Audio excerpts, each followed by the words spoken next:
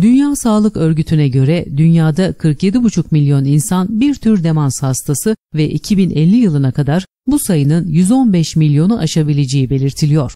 Bilimsel tahminlere göre dünyayı bir demans salgını bekliyor ve ne yazık ki henüz bu hastalığın bilinen bir tedavisi yok. Bu nedenle hastalığın belirtilerini önceden fark edip önlem almak çok önemli. Tüm demansların %70'ini oluşturan en yaygın demans türü, merkezi sinir sisteminin ilerleyici bir nörodejeneratif hastalığı olan Alzheimer hastalığıdır. Hastalığın belirtileri yavaş yavaş başlar ve ilk ve en belirgin belirti hafıza kaybıdır. Bunu zihinsel ve fiziksel bozulmalar, kişinin tamamen fonksiyonel yetersizliği takip eder ve kişi başkalarının bakım ve yardımına bağımlı hale gelir. Alzheimer hastalığı erken bir aşamada çoğunlukla tipik yaşlılık unutkanlığıyla karıştırılmaktadır. Bu nedenle semptomların erken tanınması ve Alzheimer hastalığının teşhisi son derece önemli olduğundan dikkatli olunmalıdır. İşte Alzheimer hastalığının en yaygın belirtileri. Günlük yaşamı bozan hafıza kaybı.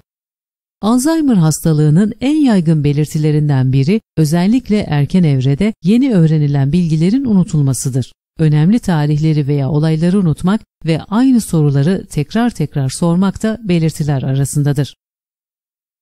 Planlamada veya problem çözmede zorluklar. Alzheimer'lı kişiler plan geliştirme ve takip etme veya sayılarla çalışma yeteneklerinde değişiklikler yaşayabilirler. Mesela aylık faturaları takip etmede sorun yaşayabilirler. Bilinen işleri tamamlamada zorluk. Alzheimer hastaları genellikle günlük işlerini tamamlamakta zorlanır. Bazen tanıdık bir yere gitmekte, bir alışveriş listesi düzenlemekte veya favori bir oyunun kurallarının hatırlanmasında sorun yaşayabilmektedirler. Zaman veya yer karışıklığı. Alzheimer'la yaşayan insanlar tarihi, yılın zamanını veya günün saatini takip etmekte zorlanır. Bazen nerede olduklarını veya oraya nasıl gittiklerini bile unutabilmektedirler. Görsel ve uzamsal ilişkileri anlama sorunları.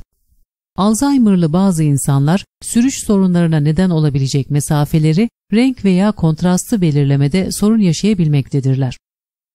Kelime veya yazma sorunları. Alzheimer'la yaşayan insanlar bir sohbete katıldıklarında bazı sorunlar yaşayabilir, konuşmaya nasıl devam edeceklerini bilmeden konuşmanın ortasında durabilirler. Kelime dağarcığıyla mücadele edebilir ve genellikle tanıdık bir konuyu adlandırmakta zorluk çekerler. Ayrıca el yazılarında da değişiklik olur. Eşyalarını kaybetmek. Alzheimer hastalığı olan bir kişi eşyalarını alışılmadık yerlerde bırakabilir. Bir şeyleri kaybedebilirler ve sözü edilen şeyi tekrar bulmak için geriye dönük şeyleri hatırlayamazlar. Hastalığın ilerlediği durumlarda genellikle diğer insanları eşyalarını çalmakla suçlarlar.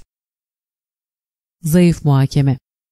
Alzheimer hastası birey karar vermekte zorluk çekebilir. Örneğin parayı kötüye kullanmaya başlayabilir veya normal bakım ve temizliği sürdürmeye daha az dikkat edebilirler.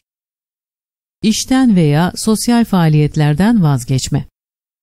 Alzheimer hastalığı olan bir kişi konuşmaları takip etme becerilerinde değişiklikler yaşayabilir ve bunun sonucunda hobilerinden, sosyal faaliyetlerinden veya diğer meşguliyetlerinden çekilebilirler.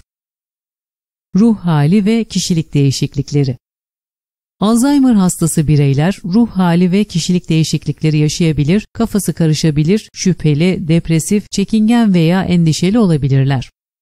Alzheimer hastalığının tedavisi ne yazık ki henüz mevcut değil ve mevcut tedaviyi kullanmak hastalığın ilerlemesini yavaşlatmayı hedeflemektedir. Bu arada bu saydığımız belirtiler ille de kişinin hasta olduğunu göstermez. Ara sıra yanlış karar vermek, bazı faturaları ödemeyi unutmak, güncel tarihi unutmak, ara sıra iletişimi sürdürmede zorlanmak ve zaman zaman bir şeyleri kaybetmek normaldir. Peki Alzheimer hastalığını önlemek için ne yapmalıyız? İşte size 4 önemli ipucu. Düzenli egzersiz yapın. Egzersiz Alzheimer hastalığına karşı koruma sağlayabilir. Çünkü sadece beyne giden kan akışını artırmakla kalmaz, aynı zamanda sinir hücrelerine bağlanan amiloid plaklarını serbest bırakır. Bu maddeler yavaş yavaş sinir iletişimini bozarak Alzheimer'a neden olur. Uzmanlar Alzheimer'a karşı haftada en az 3 saat yüksek yoğunluklu egzersiz önermektedir. Ancak her gün yarım saat yapacağınız tempolu bir yürüyüşte Alzheimer hastalığına karşı çok büyük yardımcı olacaktır. Uyku kalitenizi yönetin. Yeterli ve kaliteli bir uykuyla beyin zararlı amiloid plaklarını temizler. Uyumadan önce sizi çevreleyen elektronik cihazları kapatın. Zihninizi boşaltmak için odayı sessiz ve karanlık tutun. Her gece 7 ila 9 saat uyuyun. Ancak uykunuzun süresi kadar uyuduğunuz saat dilimi de önemli. Her gece aynı saatlerde yatıp aynı saatlerde kalkmaya çalışın. İyi bir uyku rutini yakalayın. Sağlıklı beslenin. Şeker ve işlenmiş gıdalardan kaçının. Mümkünse Akdeniz diyetini uygulayın. Beyin yaşla birlikte küçülür. Ancak araştırmalar Akdeniz diyeti uygulayanların, yani daha fazla meyve, sebze ve zeytinyağıyla daha az et tüketen kişilerin tipik beslenen insanlara göre daha az beyin kütlesini kaybettiğini göstermektedir. Her yıl kan testi yaptırın. Yüksek tansiyon, yüksek kolesterol ve diyabet, Alzheimer hastalığına giden yolu tetikleyen sağlık sorunlarıdır. Bu nedenle her yıl kan testi yaptırmak ve gerekli önlemleri almak son derece önemlidir. Farklı bir konuda yeni bir videoda buluşmak üzere. Beğeni, yorum, abone ve paylaşım desteğinizi bekliyor ve en önemlisi sokağınızdaki canlara bir kap su ve bir kap mama vermenizi rica ediyoruz. Esen kalın, İyi Haberler TV'de kalın. İyi Haberler TV'de kalın. İyi Haberler TV'de kalın. İyi Haberler TV'de kalın.